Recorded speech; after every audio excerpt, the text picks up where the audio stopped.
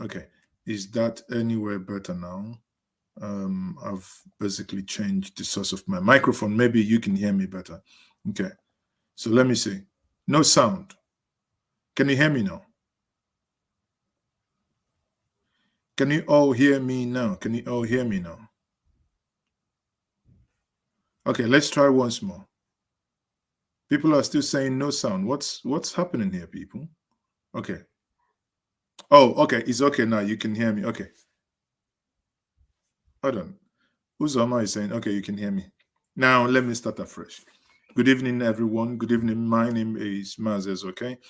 And you're welcome to Njenje Media TV. If this is the first time of seeing my face, my bearded face, please, I say to you, do you mind to click the subscribe button and like and share this stream? Yesterday, I did a stream. Hold on, let's start. I think something also went wrong on Facebook. Let's start Facebook once more, okay? So that those in Facebook would not be missing out. So yesterday, we are now live on Facebook, we are live on YouTube, and we are live on, where else? Twitch and Twitter as well. So yesterday, say my volume is not high. And no kwa this evening. If I knew all these things, what is happening, people? You guys are saying my volume is not high. So should I? I don't want my neighbor in the other place to come and warn me.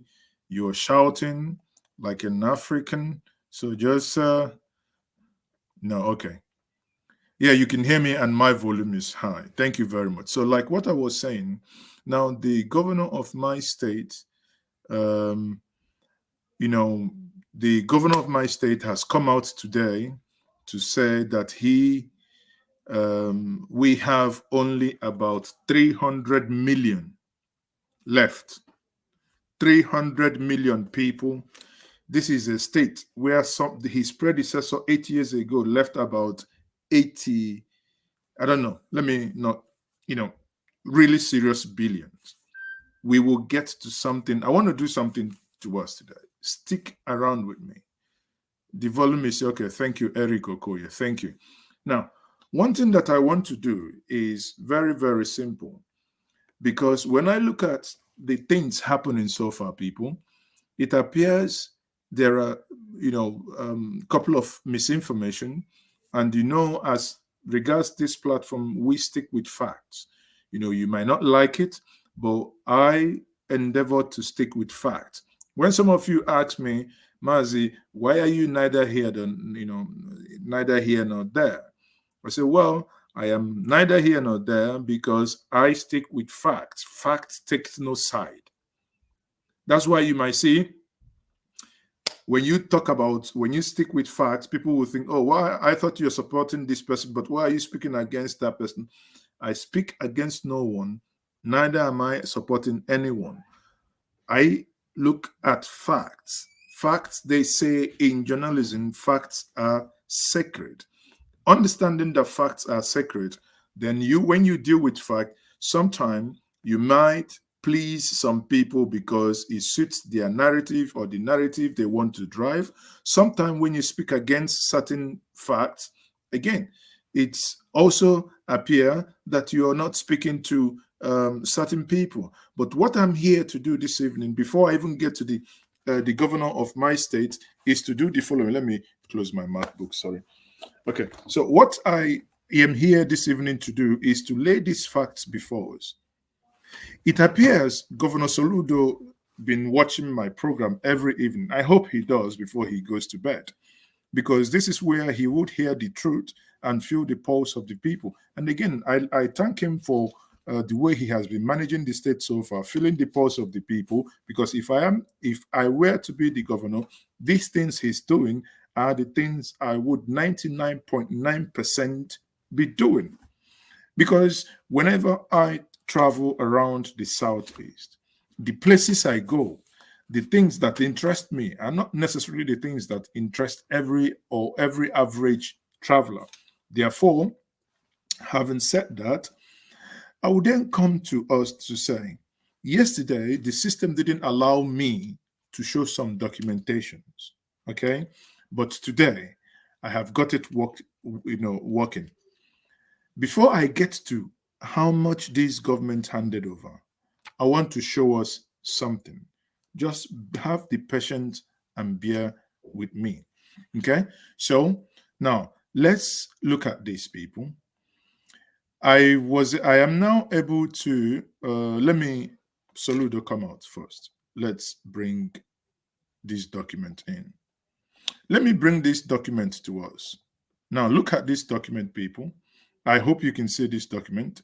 I don't mind even putting it in the whole screen so that you see this document and see.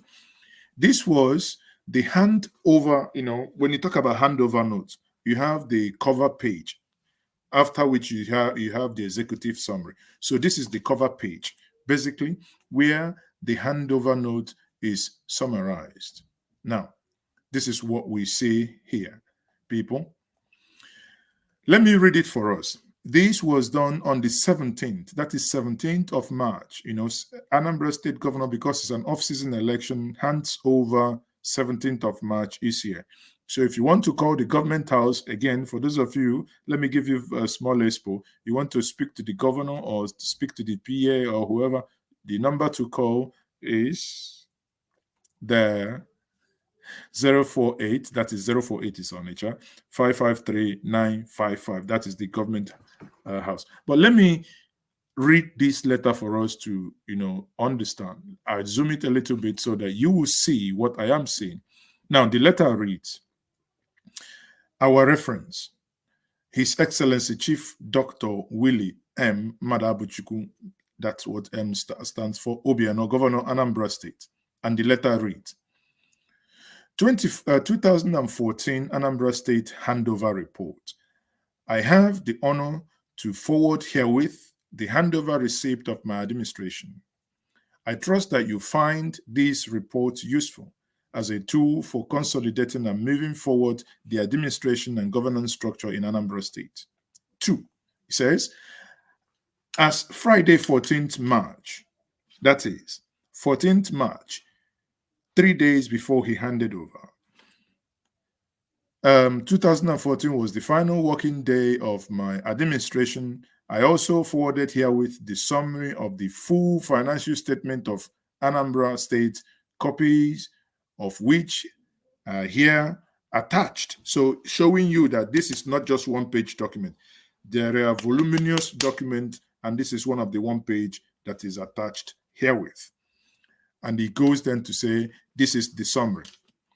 Now, local investment as at March 2014. When you talk about local investment, you know how much the state invested in SAB Miller, other local investments in bank, in bond, blah, blah, blah. So those are classified as local investment. Foreign currency investment, 156 million. In the video I played us yesterday, he said 50 million on the in Access Bank, 50 million in Diamond Bank, and 56 million in Fidelity Bank. Now, if you convert this, I want someone watching me now, please, I want someone to, volunteer to do this. Get your calculator out. If you're using a phone, turn your phone into a landscape mode. Let us do something now. Okay? I want somebody to, so that we get to somewhere. Hold on, where is my, okay. So, because the figure we are going to punch in now, if you do it the normal way, it's going to give you error. So what I want you to do for me is, could you tell me, punch in 26.5 billion, 26.5 billion naira, then divide it by 156 million. Where am I headed to? I want to know the exchange rate used in this calculation as of March 2014. So If I do the punching, which I have done, it's going to give me 169.8. So let's say, for argument's sake, during that time, recall that the AFEC has not taken over. Dollar hasn't gone mad. You know, the economy hasn't kaput. Everything hasn't yakata. As of that time, yes, we never knew that we were crying in vain. Let's round it up for ease of calculation. Let's round it up to $170 to 170 naira to a dollar. Assuming that this money, 156 million, left for the future generations was not touched. Assuming that it was not touched, that the governor, when he took over, left it as a savings for future generation. Bear in mind that when Peter Obi took over, he never had the privilege of somebody handing over to him because he was never handed over. Ngige was impeached, and you know how he left office, state government house bond. Ngige was not impeached. The court sacked Ngige. So he ran, obviously he was pursued. When this man now came back, there was no formal handover, there was no penny. But he was able to, like I said yesterday, one of his greatest failure was his abysmal failure in internal generated revenue. But even at that, even when he generated virtually, compared to what Obiano generated, Obiano, honestly, give credit to whom credit is due, did better than Peter Obi in revenue generation. Even at that, this money, according to what Professor Soludo told us today morning, you will see when I play this video, it appears nowhere to be found. That means we have used this money. Recall that Peter Obi in his video in 2016, if you recall again, when he talked about, I think that was in, there's this thing in Igomu, the platform in Igomu, when he talked about that as of 2014, later 2014, that money has accrued to $187 million. Now, somebody please, can you help me with this? Today, dollar is at 550. Can someone help me punch in? If you're using a China phone, it might catch fire. So don't use China phone on this, please. If you're using a Nokia phone, it might do turn around. So, can you help me punch in here? 187 million times. Are you there?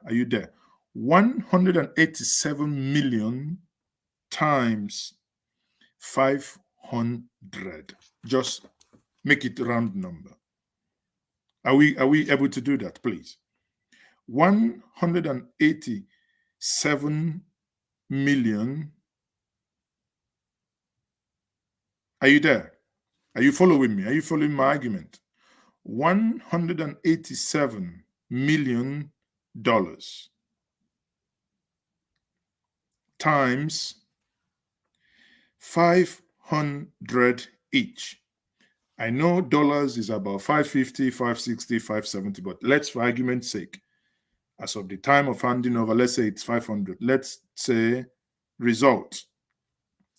Like I told us, you see, it says error. When I show it, let me see. Let me go to the camera. I see it shows error. You see, error. But when you turn your phone like this, it works. Can you see the figures here? That means only the dollar value of what Peter Obi left is 93.5 billion. If, let's say, he didn't for the last 8 years, no interest was accrued. But the interest that has accrued to that is nothing less than, cumulatively, compound interest will not be anything less than 250 million. So if conservatively, this money you see here, that's 26 million you see here. By the way, Buhari has made the naira to equal $1. We would have been getting about 93.5 billion. But this money is nowhere to be found. Now, I am not interested in going into certified MDS balance, MDA balance, blah, blah. So those ones now, government jargon. Now, federal government approved refund, the refund, the roads that, the federal roads that the then administration did, eventually government refunded them, and they refunded them to the Governor Obiano. And again, as of that time, you can see here, some payments to be made to contractors that was being approved, and for payment of that month, that is March salary. Bear in mind, he left on the 17th of March.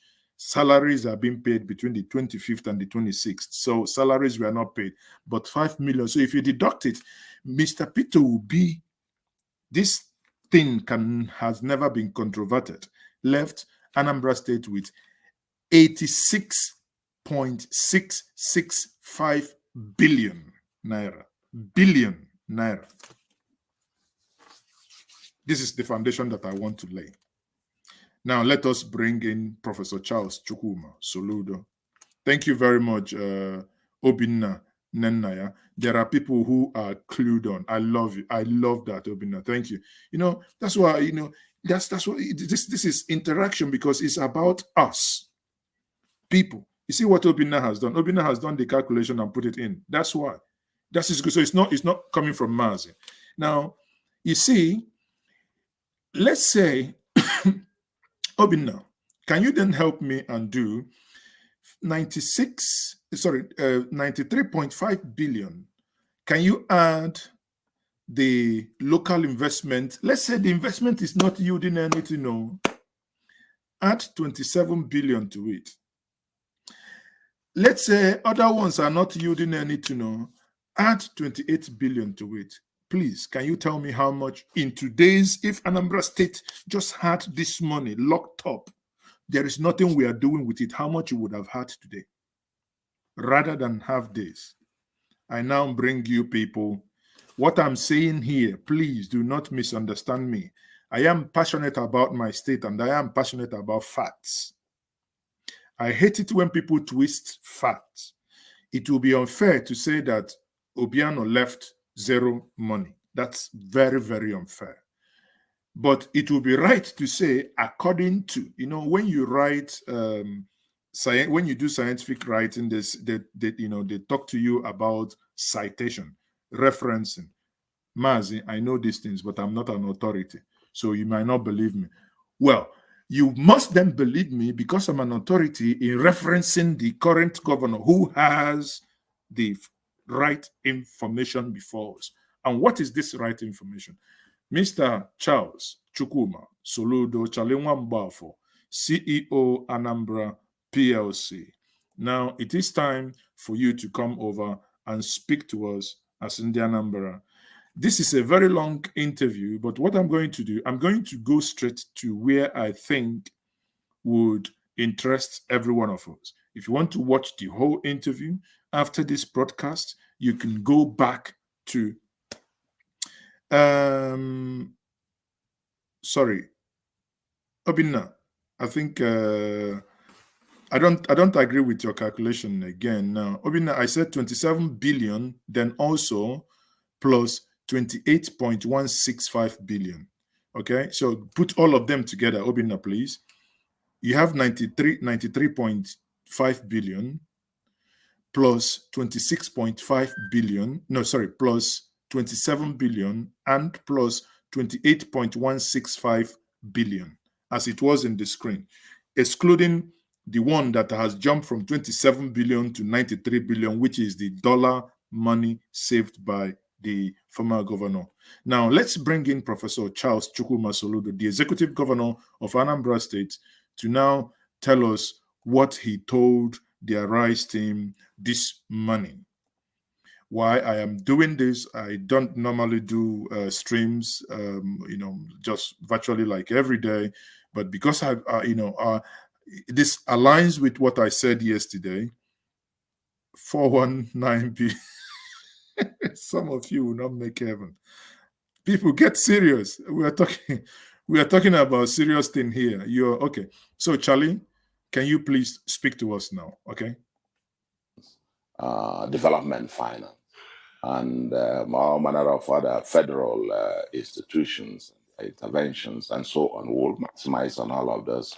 And then also building on the people themselves. Again, the people of Anambra, very, very resourceful. Their investments, inward investments, because it's not just government investment that will put Anambra on the map as we desire. Private. Thank you very much.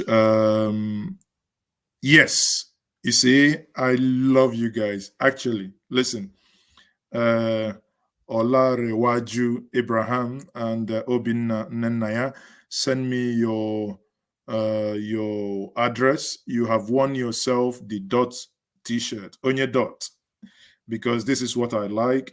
We engage and we work as a community. Thank you for doing that.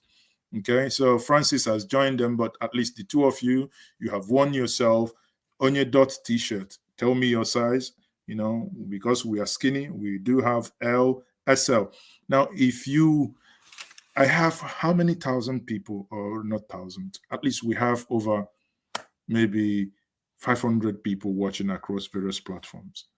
And only 7 people have liked what we are doing here. People, wait till happen. Can you please do me a favor? Click the like button. Smash the like button. Make this go viral. This is about information sharing. Stop gutter talk. This is real information and this is real analysis that I am giving to you. So please help me to help you. Make this go viral. Share with others. But let me come back again. Just please click the like button. So, Mr. Governor, please go on. Investment is going to be the key. And we're prepared to provide that environment, enabling environment, to be able to do that. I heard some people in the documentary that George put together. If you listen to 3, 4 of them, each of them mentioned road infrastructure and so on. And we are declaring a state of emergency on roads, getting touts out of the road, and so on and so forth, decongesting the traffic. Did you hear that? He is getting touts out of the roads. Those Agbero people, on Monday, they said, no, on Tuesday, that was over the weekend, basically. They said, no, we are going to still continue collecting the 200. And I like the way the governor responded, because that's what governance must be. A few people, a minute set of people, less than 0.1% of the population, very minute in nature, cannot hold us to ransom. This is what governance is all about. Addressing their health challenges, cleaning up the place and making it green. There are quite a whole lot of them that don't cost an arm and a leg, but we're going to get started. I mean, we're already getting started with what we've done in the last 4 days, working days that we've had. And then you talked about the resistance to reform. That is normal, that is to be expected. Actually, I foresaw what you just reported in my inaugural speech, that these people, these revenue touts and the park mafia and so on, would resist. I put it's in my inaugural address. So when I hear them, going to fight back and so on, it's not surprised in any form. But we are determined, we are focused on this, and we must rid Anambra of, touts and illegal operators. Law and order happen to be the very first essence, the foundation of anything, of every society. And we must restore law and order. Did you hear that? We must restore law and order. You're sitting down now watching me and listening. This is an only outreach to you. You cannot hold the great people of Anambra to ransom. Law and order must, not will, but must be restored.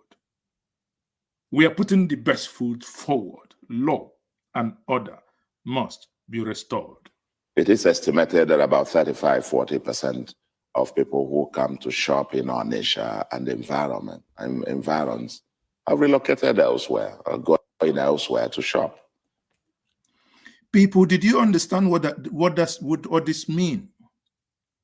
30% to 40% of the customers, a city, a people, a sub-nation that thrives in trade, no longer people coming to buy goods. Self-inflicted injuries, because some of us are angry that they think that anybody that comes out on every Monday must be shot dead and must be killed or your goods destroyed. No, people, let us think twice. We are destroying ourselves. That is what Professor Charles Chukwuma Soludo here is saying, that madness must stop. I like the approach that he has appealed to. That is not saying that A or B is doing it, but who cares? I've said this on this platform time and time again, unperturbed times. Who cares who is behind it? All we want is for the nonsense to stop. It's not too much to ask. We must. And we want to return Onitsha to its glory, so that shopping around in Onitsha and in Anambra in general will be a pleasurable experience. Commerce is the base, the primary base of economic life here in the state. And we must do everything to make shopping and living in Anambra a pleasurable experience. For it to be a livable state, we must get this. The bad, the 0.01%, 0.00 whatever, just an infinitesimal minority of the people cannot hold the entire society to ransom. Exactly what I said. The people behind this madness are very minute, and they cannot hold us. They cannot hold the progress of a people to ransom, whether be Agberu or whoever. Come on. And the government is not saying Agberu, just go. No. They want to make funds available. But someone asks here, which fund? There is no fund. You will see when the governor will say it himself. There is no fund. But bear in mind, why I challenge Professor, because when Ngige handed over Anambra, he's lucky that we have 300 million. There was no zero, nothing was handed over to Peter Obi, but he was able to save in today's equal currency 93.5 billion only. He was able to save it. So if Peter Obi could do it in, between 2006 and 2013-14, Professor, you can do more than that, because now we are more alive to our responsibilities and we are now wiser, and you have the enormous support of all of us to work pro bono, no pay. We just want to volunteer and work, and that must happen because this issue of blaming the federal government at every juncture, we must walk away from that and build our own home the way we want it to be. We are determined, we're putting we have the structures now in place, and we'll unleash them if they want whatever where they want it. We're prepared to meet them in the street and liberate the common man in the street. This government is about the common man. Great, Your Excellency. Thank you so much for that. And I remember the good old days where my dad would talk me in the car and my siblings, and we'll have to drive all the way from Warri to Onitsha because we wanted to get some school items. But those days are not there any longer. But I'd like to ask you about Okpoko. You visited Okpoko, and I saw the pictures and the footage out of Okpoko, and I was sad. You need a massive urban regeneration to happen in Okpoko. Where will you raise the money to do that? That's one. Number two will be about, you called stakeholders to the table as regards insecurity. You called IPOP and you said those that are fomenting trouble in the state should stop. You know, how are those conversations going? Have they, you know, responded to the call? And how can we stop the case of insecurity in Anambra State? But at first, Okoko, massive urban regeneration. How are we going to get the money to do it? Because that will cost a lot. It's been years of neglect.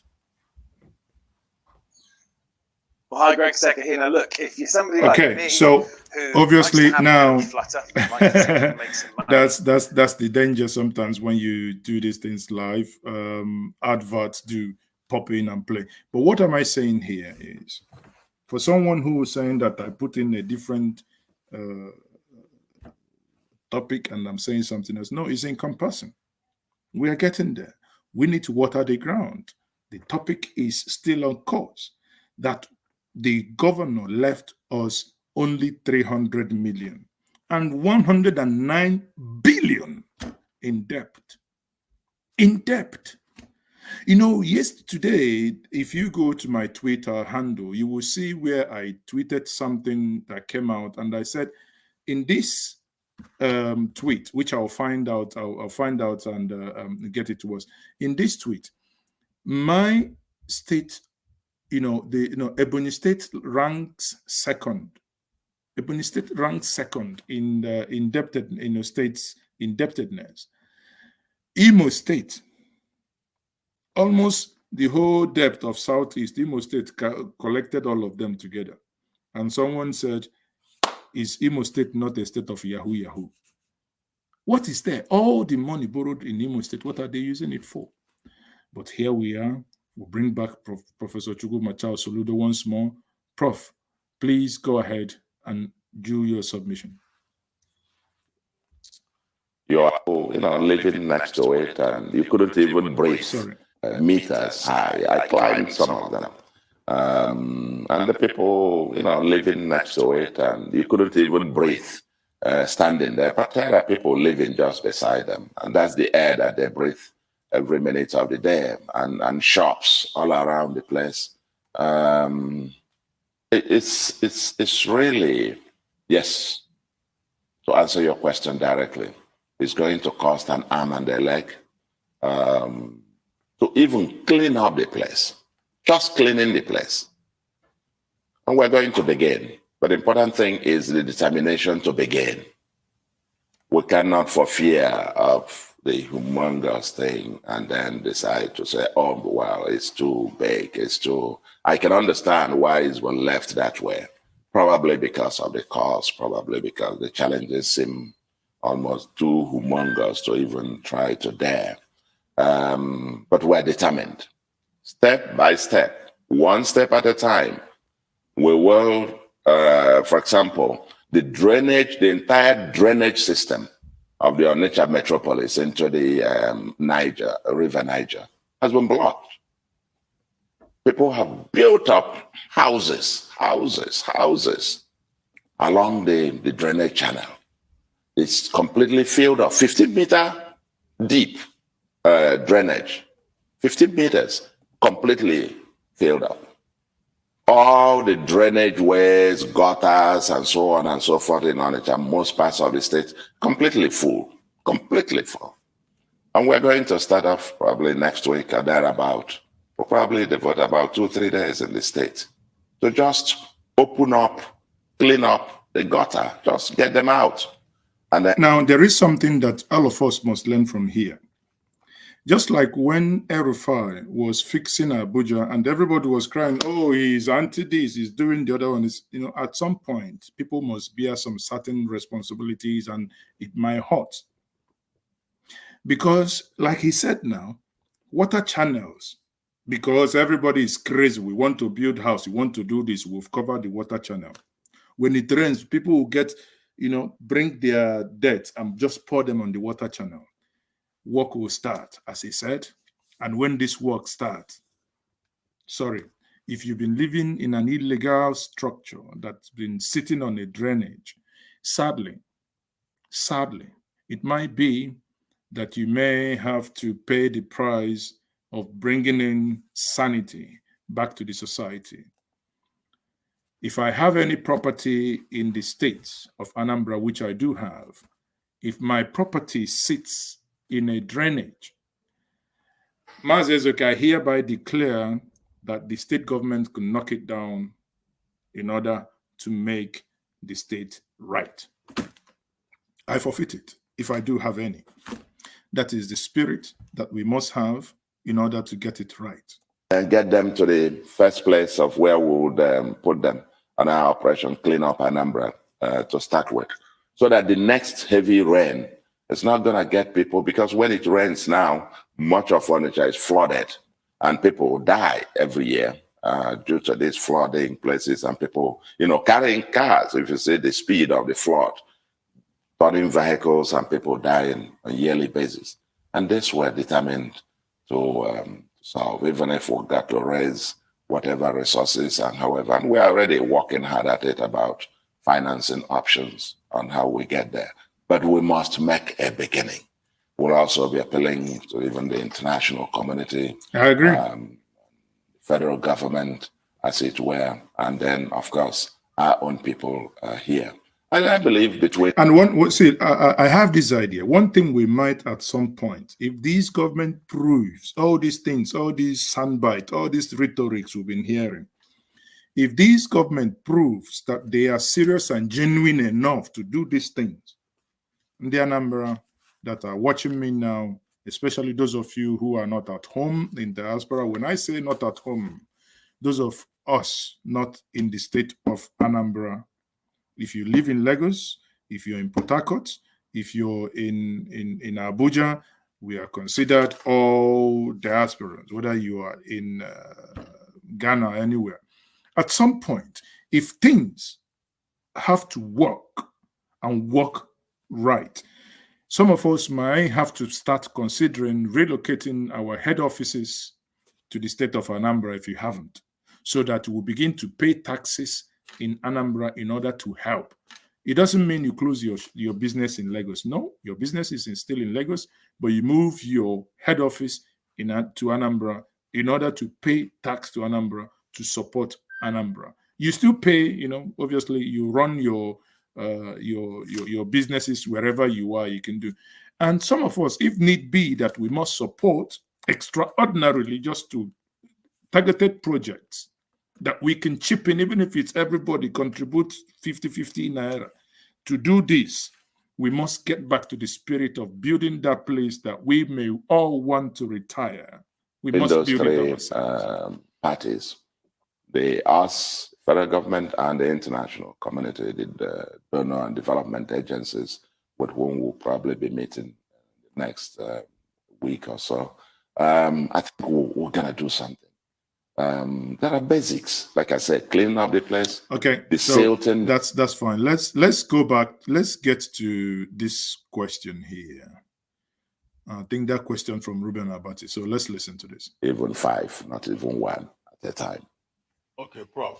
All of that is nice. But beyond Okoko and the urban regeneration plan, you know that one famous tradition in our democracy is to talk about 100 days in office.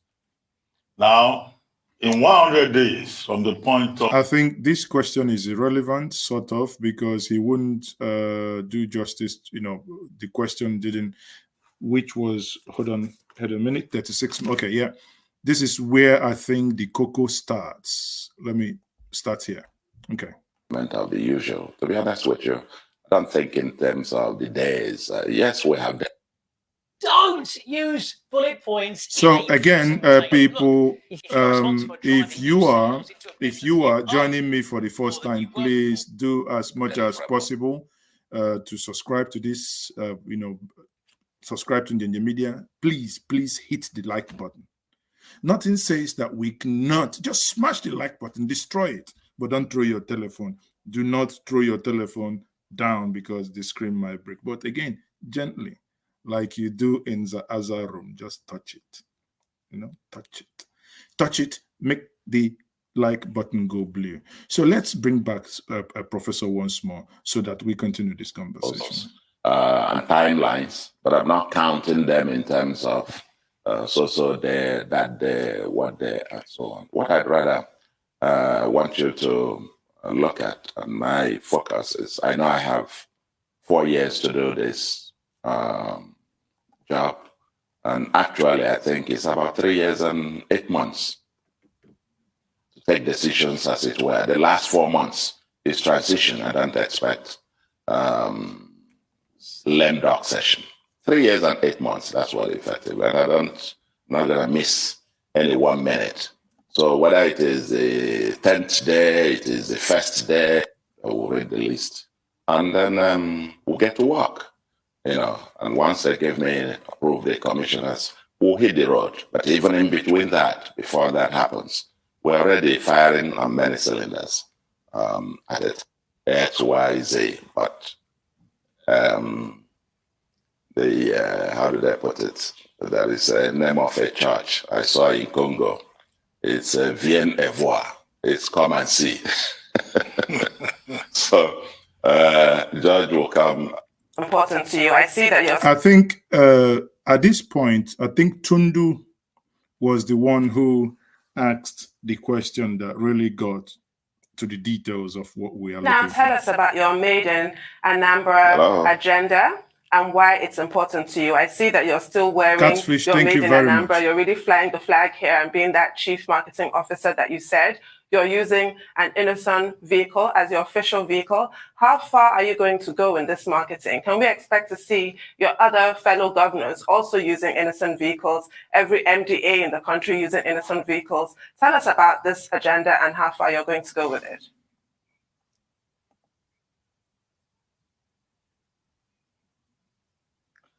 Let me tell you, it's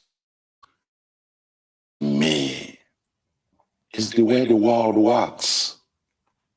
It's the way the world works. Now, suddenly, someone that understands something that I've been preaching here for the past 5 years is now speaking. I said it's an aberration that you have a car manufactured in your own backyard and you're importing a car from somewhere else rather than use the one at home. I have never seen a German government official using something not BMW or Mercedes. I have never seen a French official using something that is not Peugeot or Citroën. I have never seen a British royal family using anything that is not Land Rover. Nor do you go to Japan and you see the Japanese prime minister using Mercedes. People, what is wrong with us? These things are not what federal government can do for you, but these things are things you can do for yourself without even asking anybody. I now understand that that vehicle, let me not say the price. I hope you eventually know that that vehicle is actually not expensive as many of us would have thought. You will not say, if you will not get to Europe and find any government, any European government, using or buying Japanese Toyota for the operations of their police or for their president or for their officers and for use and so on. That government will come down the next day. You will not say go to China or whatever and go Philippines or whatever and get their leaders or so on wearing fabrics that's not made in their homeland. That's how you create jobs. How else? How else? And if you don't do that, you do that through public procurement. If you want to get funds from the US or from wherever and so on and so forth, it's America first. You're going to patronize made in the US. That's what it is. This thing I'm wearing, this slip-on that I'm putting on. You won't believe it is made in Obunika there. Some people say it and they think, oh, this must be an Italian thing. The next stage we want to do is to encourage them to proudly label it made in Anambra, Nigeria. And not when you see them. You go there, you see them making it. When they finish making it, they stamp it Gucci or stamp it Prada or whatever. The next is we want to encourage them to be proud, brand it And that's because our people have that mentality that, oh, if unless it is imported, it's of no quality, it's of no value. No.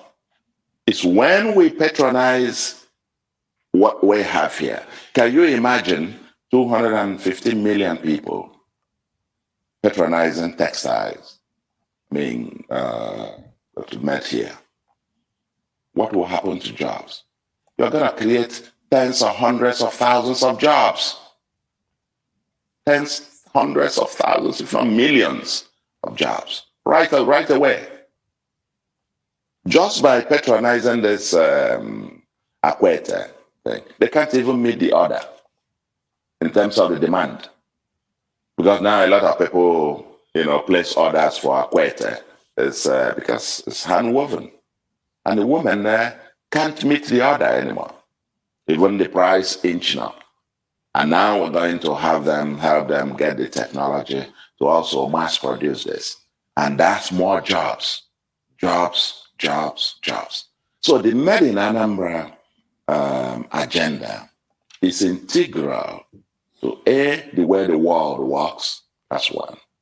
Two, it is the best way that you use government high road. I mean, the developed world, the industrial world, the way they go. President Clinton had what he called in the Ministry of Commerce, had what they called the trading floor. And that their job was to open markets all over the world for the export of made in American products. That's creating jobs. And they told the story, Time magazine, The Economist, at one time when he was talking about the neo-mercantilism, told the story of how Raytheon and a French company competed for procurement, I think in Mexico, in Brazil, to get a contract, and how even the president got involved to get the contract for Raytheon, the American company, and how they created 20,000 jobs. This is the way the world works. So we're not doing anything fundamentally different, but that's the way that Nigeria, not just Anambra, must go. That's the way we must go. Made in Anambra first, made in Nigeria first. We'll eat our food, we'll drink our drinks, we'll wear our clothes, put on our shoes, wear our thing, and we'll create millions of jobs. Okay. That's your demand for them. Okay. That's it. Every country does that. Okay. Okay. So it's not just a thing, a very temporary thing for sure. It's something that I did going to live through that. Okay. Two things. I asked before the case with IPOB. Are you there? During your Yes. inaugural speech, you talked about talking to IPOB security stakeholders in the States to stop the high level of insecurity. Like on Mondays, they're still sit at homes. Businesses can't thrive. SMEs are suffering in the States. Have you had that conversation? And let me ask you this, Your Excellency. What did you meet on ground when you assumed the position of governor? What was the level of challenge you met on ground? Oh, dear. I think it's time we would eventually buy Rufai, 1 crate of Made in Anambra beer, and one keg of up wine, because the moment you've been waiting for, he is the one that dragged the rat out of the hole, and here is the answer.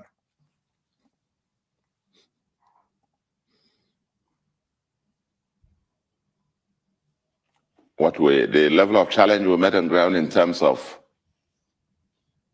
In terms of the debt of infrastructure, Hello? in terms of funds available, in terms of Hello? everything. What did you meet on ground? Have you ever thought about becoming an online again, coach? this question Helping people will through be your knowledge or passion from the comfort of your own home. this question will be answered, as you know. Rufai basically hit the nail on the head. And now let's get. Oh, thank you very much. I think answer this question. let me go by. I mean, in terms of the sequence, the first is the security issue and the discussions. The discussions are ongoing. As I announced even on my inaugural speech, my first meeting after the swearing in, immediately after I signed that, I went into my office right away, and the next, few minutes after that, I started the security council meeting of the state, which I scheduled to last for 2 hours, but it ended up lasting more than 3 hours, as the case may be. So I fully debriefed. The conversations are going on, and I think, I believe strongly that we'll get it cracked. It's probably not going to happen one day, but we're going to crack it. The sit-at-home thing will definitely end.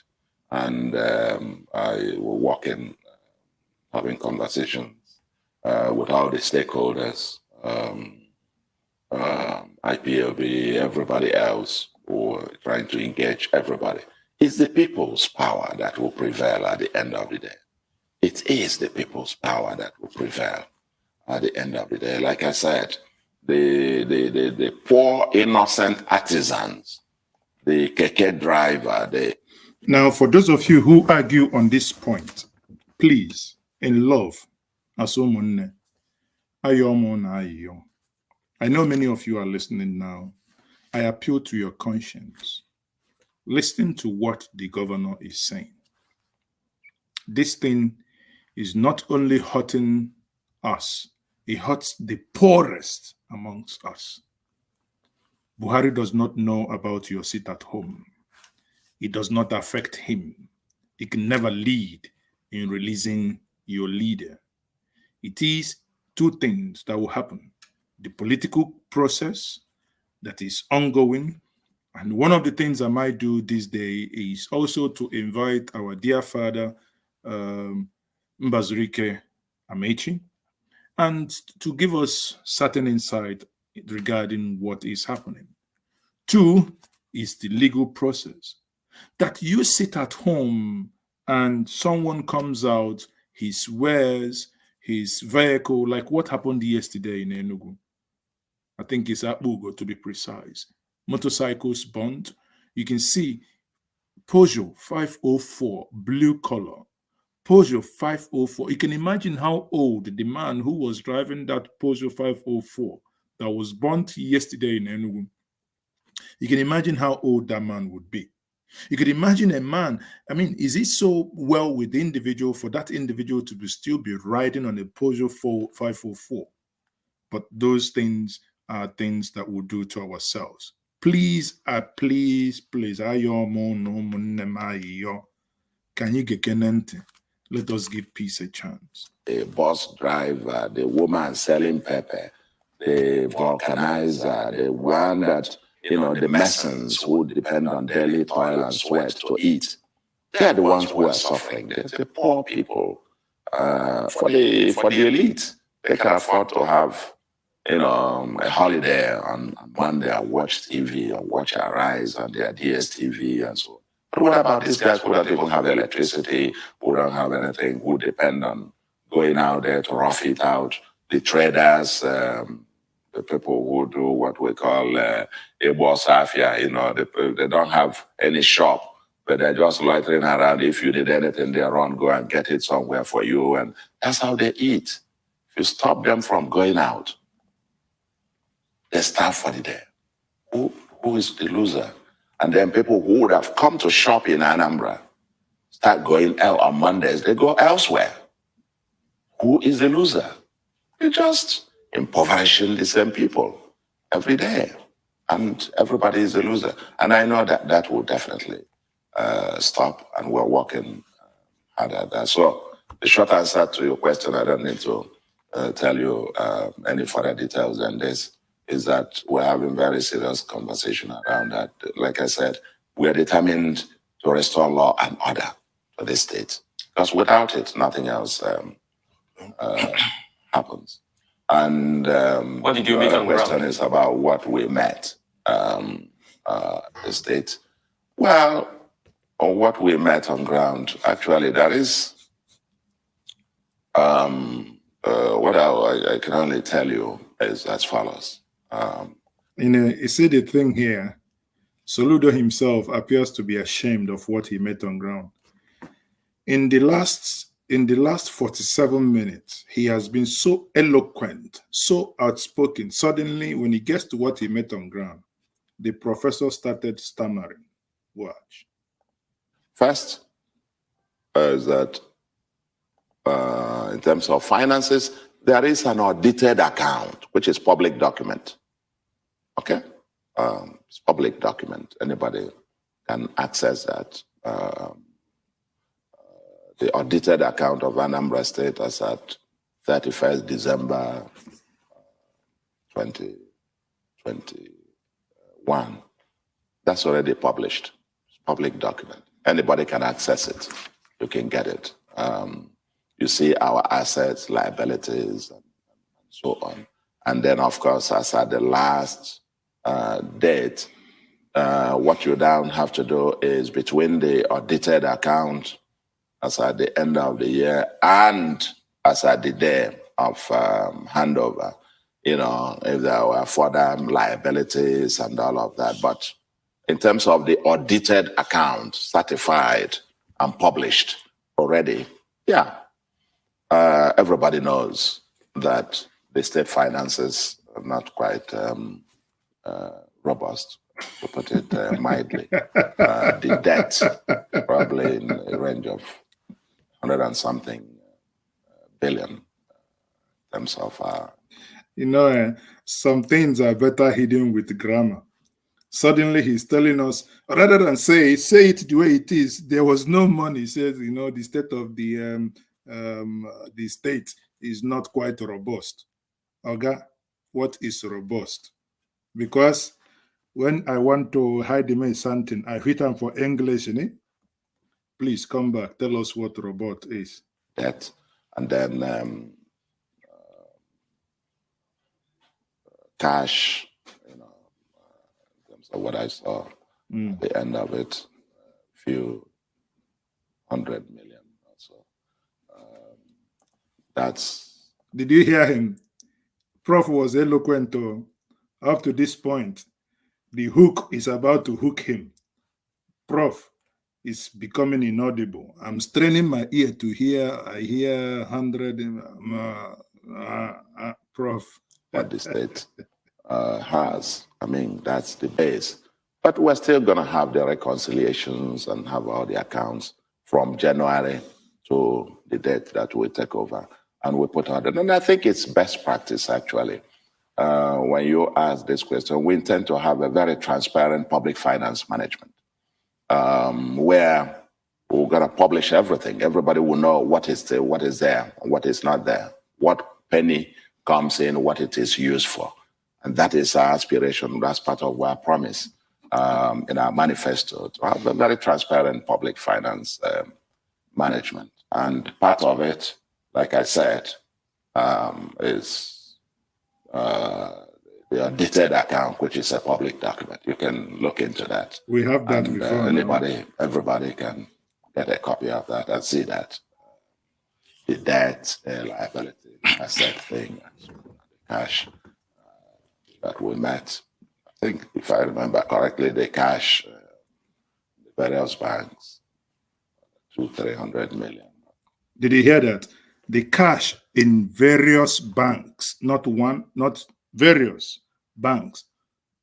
Cash in various banks. Professor, repeat, please. Repeat that point again, please. The various banks, 200-300 million. 200-300 million. And then, yeah, 300 or 400 million. Okay. 2-3, about 400 million. Okay, for the avoidance of that, we don't have 100 million. We don't have 200 million. Let's say we have 500 million, 500. I am adding my own 100 million. That's what Anambra State has. Okay. Naira, and then the audited account as at December put the debt at about 109 billion. Okay, 109 billion. Now, most of you here, can you do the math and post us the answer? We have 109 billion debt. Then we'll have 300 million surplus. Please, can you now tell us how much do we have? That's what I saw. So, but we'll take from there. For me, that's baseline. When we do the other contingent liabilities, contractor debts, and the other bits, then we'll pull up all those. It's not what happened. For us, is to draw the line and then move on. That's it. That's the baseline. That's where we met. I think Prof. At this point, I'm not a professor of economics, even when I did do economics as well. But I think this your baseline or the line you're drawing. I don't understand it. Are you drawing the same line that Buhari drew when he came in, when he said we're going to draw a line, and then after this, anybody that does X, Y, Z? So what am I saying in essence? In essence, I'm saying here, people, very seriously, that if we just oppose everything that the Prof has said, and again, without repeating and sounding as a broken record, you can see from his demo that even from the point he started with high pitch, he was telling us, the high sounding stuff, talked about Okpoko, talked about Made in Anambra, talked about Akwete, talked about his silicon. But when he got to the issue of finance, he became a little bit rattled that his voice, you have to really, really strain your ears to actually capture what he was saying. I know the first time I watched this clip, it took me a while to actually know because I was making notes. 100 million, 200 million, 300. So he's not confident in saying that. Compare that to the way the previous government was handed over to. The government before them, Mbadunuju didn't hand over, nobody knew what was in the state or anything, didn't hand over to Chris Ngige. Ngige himself was thrown away by the court with all the, at the point of handover, the state was in turmoil. Government house burned, government lodge burned, the streets, no one comes out in the streets.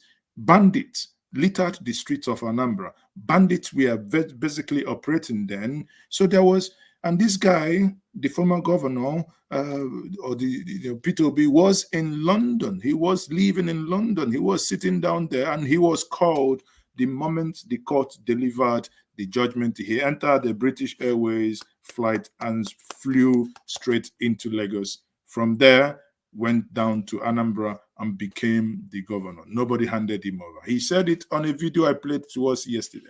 When he called the governor, come and do handover now. They say, there is nothing there to hand. You now have a state. You have a governor's lodge. Go and do whatever you can do.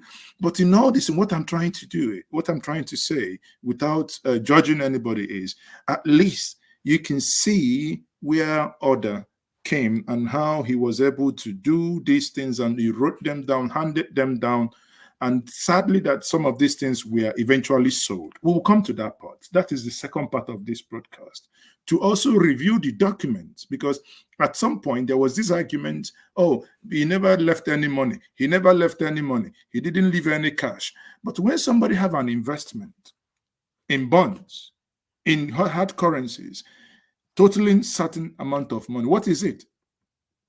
Any money you have in an investment, because you can liquidate that at any time, it's your cash. So saying that, okay, he didn't give you, no, but what Soludo is not also telling us, which means there is none. So there is this investment there. Because if we had this, Professor here would have told us, okay, we have about 300 million in cash, and we have about $15 million, $500 million in investment. An amount that should have been about minimum 250 to $290 million now, times by 500, giving us over 93 billion naira is what has been. Now, the information coming from different quarters are now saying that this money in dollar was what was used for the airport. So some of you, again, you see, when I say I stick and I deal with facts, again, I hate it when some of us also say, oh, Anambra Airport was built with $2.2 billion. No, that people now, come on, fear God, it's not true. Anambra Airport was not built with $2.2 billion.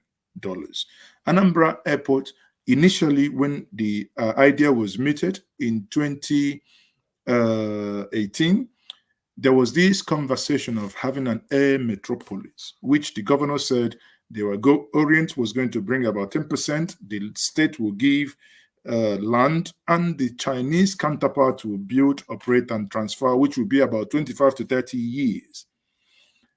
But eventually, that deal, like I said, I looked through it and I said to us, the video is still on Ginger Media that I made then saying, no, this is nothing but a fraud. Because if you look at those individuals, starting with those individuals they were not Chinese. They were Filipinos. So if these individuals, because they looked Asians, we cannot just say, oh, they are, based on information. But that is neither here nor there.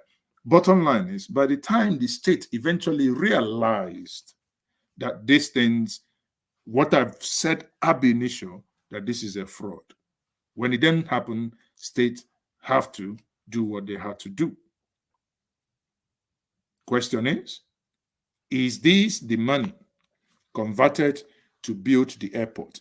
Would it be fair to say that Anambra State liquidated over $100 million to build an airport? I do not know.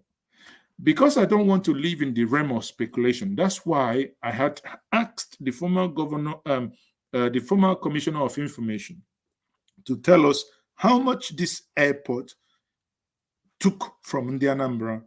He was unable to give me this information on this platform. That was Sidon Adenova. I reached out to the Commissioner of Works. He ignored me. Again, Professor Soludo, I'm putting it on to you that your government, because it is our money, must tell us how much this airport took from us. If possible, it's not bad to add where and how did we source this. Now we read that the Anambra State Liaison House, or whatever it's called in Lagos, was valued at about 6 billion naira, and that was sold for less than 1 billion naira. If that is true, then it leaves so much sourness in my mouth that I do not want to accept as a citizen of my dear state. Because this is one thing that you keep, listen, it doesn't matter, even if be my dad, be myself, anything, if you tell me to, if in any time you give me any form of responsibility, you must hold me to account. You're not doing me any favor in any way, shape, or form, just to say, oh, because this doesn't, we don't want to upset anybody. This is not about upsetting. This is about accountability. If the former government said, oh, okay, yeah, Peter Obi said he left 86 after deduction, blah, blah, blah, billion. Oh, it wasn't true. Why didn't you make it public? Why didn't you say, oh, God, this is not true? But he gave you the documentation we have here. There comes to a time that we must begin to hold our leaders to account, and what is coming out now leaves a little bit to be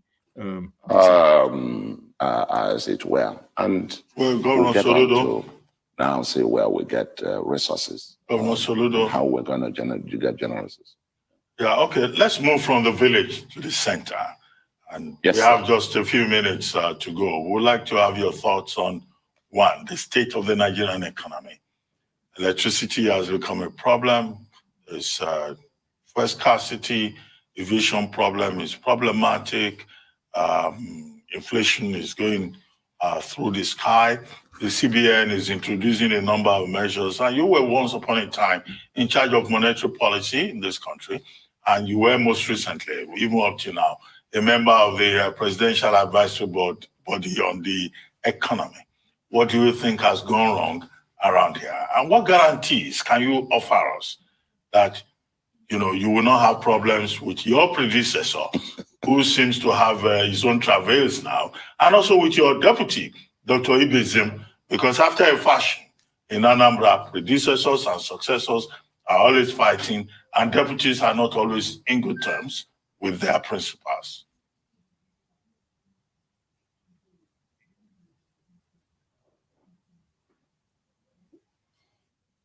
Oh, look, what's that? So, people, A what skip button.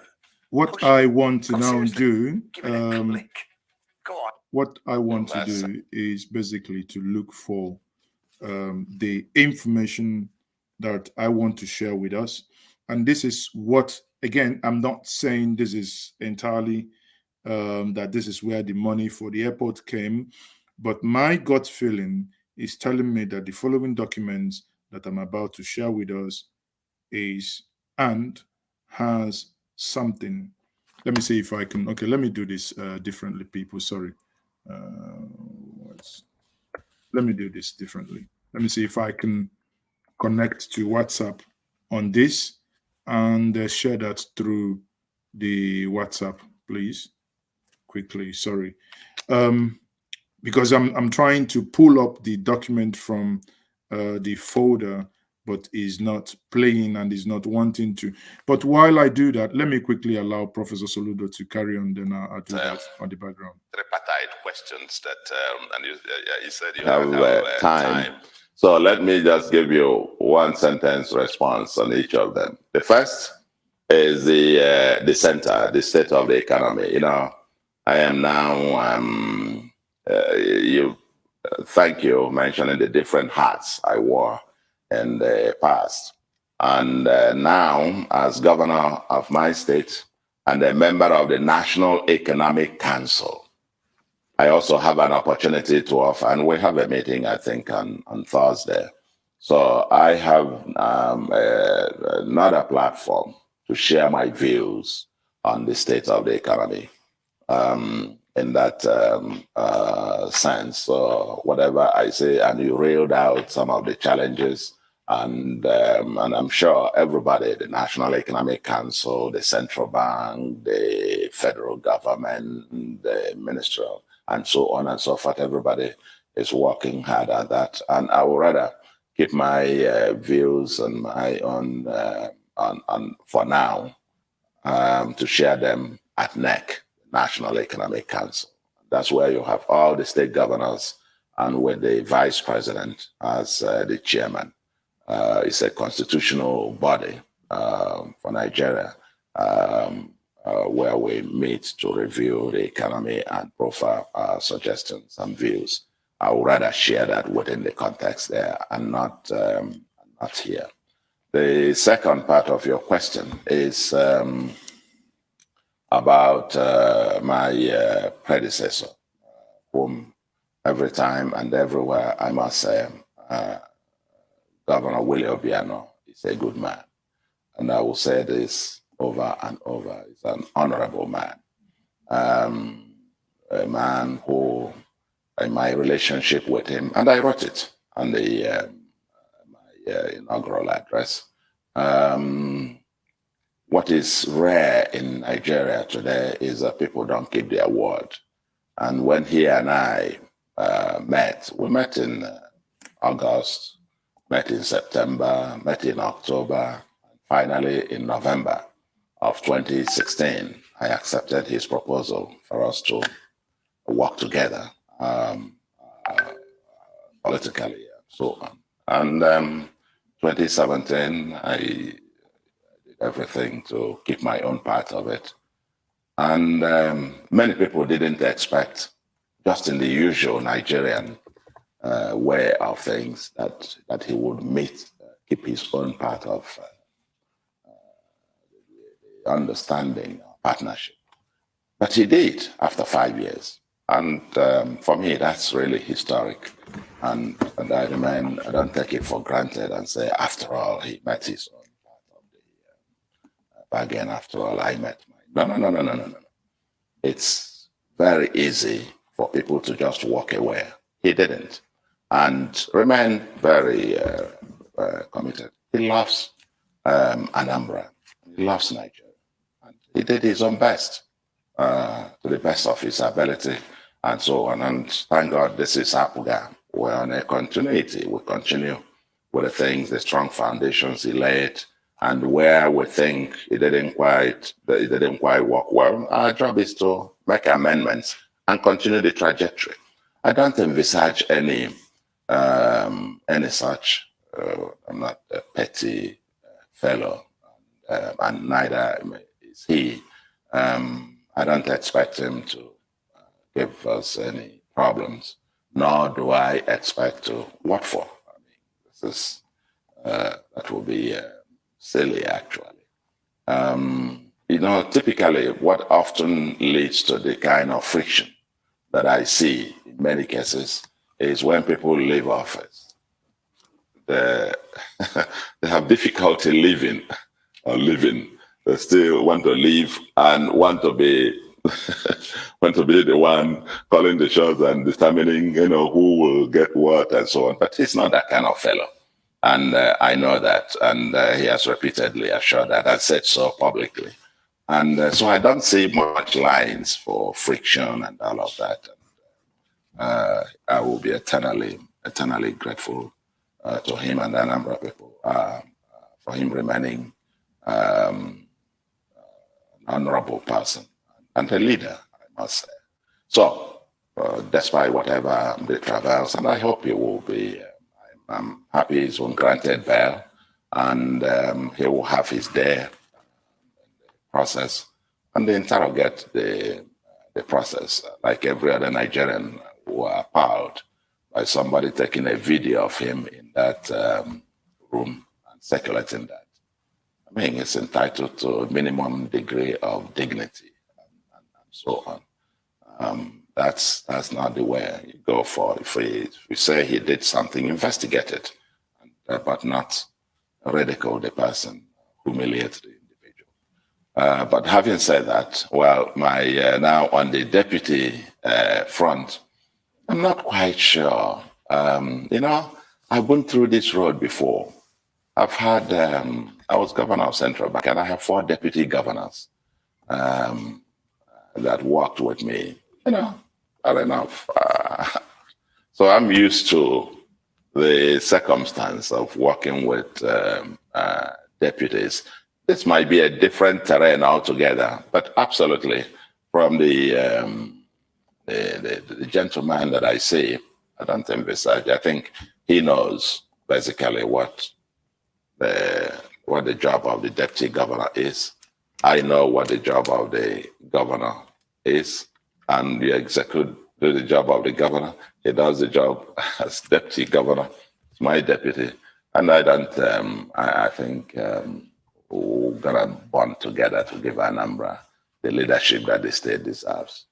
Well, thank you very much, Governor Soludo. We wish you well, and we say to you, it will be well with Anambra. Thank you very much for joining us on the morning show. So everyone, we can see that was that interview that was granted this morning. Now, what I am then still trying to do, that the system hasn't really synced up, is to show us the stuff that were sold. Now, because it appears I do not, because I like to show these things, again, this part is not working out entirely. But what I would then do, because this is very critical for all of us to see, I will see if I can, I have that in my phone, but I've been unable to send this. But quickly, let me see if I can maybe send it in an email and open it via the email, since the other one is not playing along with me. So quickly, just bear with me, please. Where's my email thing? Okay. Sorry.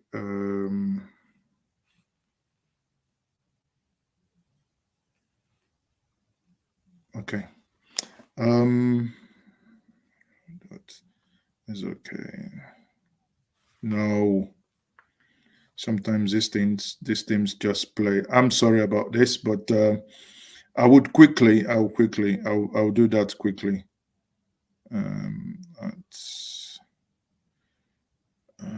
What is it called again?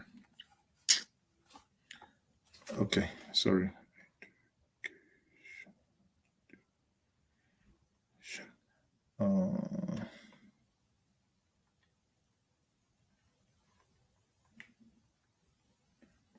Let me see if it's going to work. If it works, then we are in luck. Let me see if it's going to work. Education.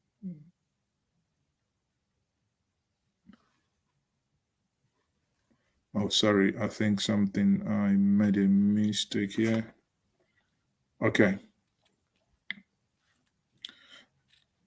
So let's see if it works. Okay, people. So, like I said before, at the end of the day, whatever be the case, the summary, or maybe I have to do this another day just to make sure that this part is there, because it will make a lot of sense that I show this on the screen.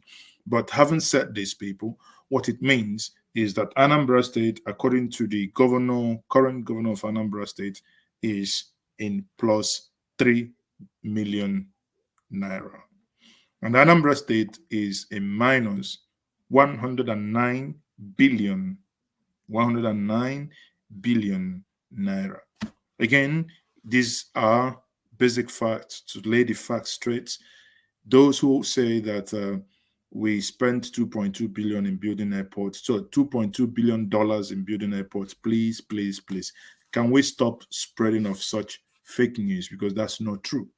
Anambra State Airport did not cost us that much, but the amount, I have an idea of how much that airport, took from us. But one thing why I'm still not going public with the figure that I think I know how much is, I want the official confirmation. So the only one I can confirm to you is that $2.2 billion was never an issue and was never used in building Anambra State International Airport. Neither is it being used in building the event center in Oka. But the amount is not close, because if you go back to the budget, you see that budget is about 6 billion 2018, 6 billion 2019. But obviously those were what were in the budget. But what was used was more than what was budgeted for. I don't know. I'm not a budget person, but I looked at, which any of you can do.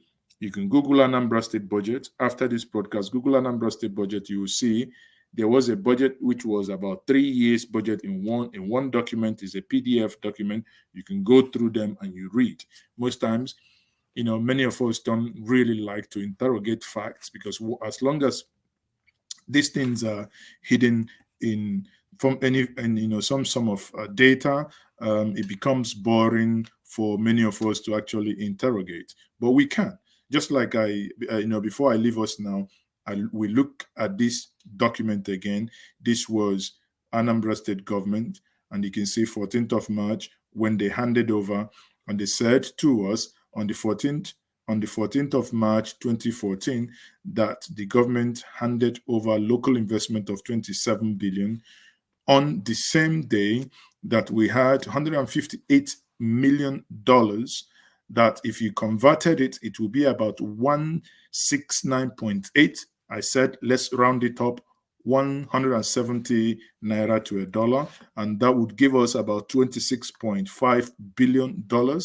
Now, I am, like I said before, I'm not really interested in 0.3 and 4, in as much as they are still big money.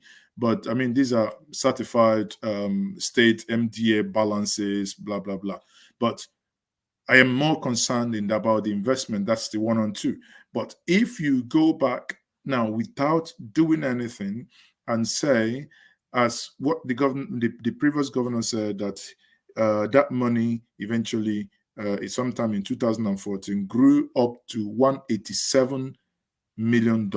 So if you do $187 million by current today prevailing rate, I know that dollar goes about 560, 570, 550, but let's do on the average 500. There is no way we are working out with anything less than 93 billion. In all this, Anambra, we are left with only 300 million, according to the current governor of that state. Make of the fact whatever you wish to. I'm not saying anything. My job is to explain and lay the fact before all of us. The decision and how you want to interpret it is yours. On that note, I have done my bit, trying to expose all this, trying to explain all this, using the video credit to Arise TV, the interview they had with the governor of my state of Anambra, Professor Chukwuma Charles Soludo, as he fondly calls himself, Charlie Nwambafo. I think as someone who worked in the central bank, as someone who was one time the CBN governor, you understand what transparency is. It's not my duty to school you on that. Therefore, to whom much is given, from that person, much is also expected.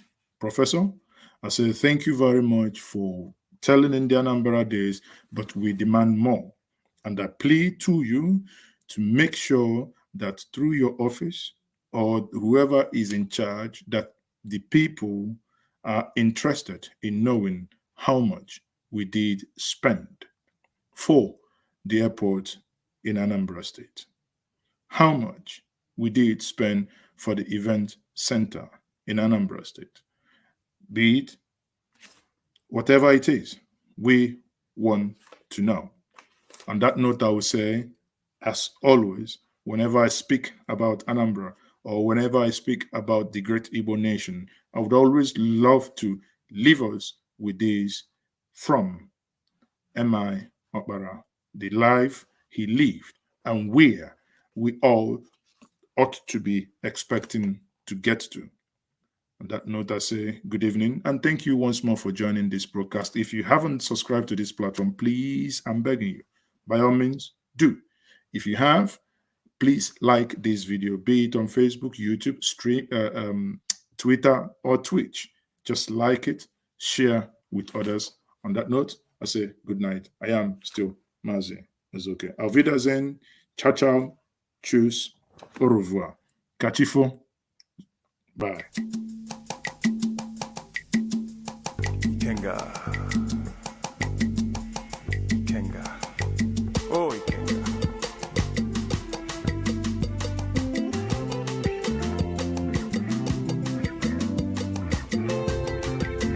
Shall yet see your sunrise, Ikenga. Shall yet see your sunrise.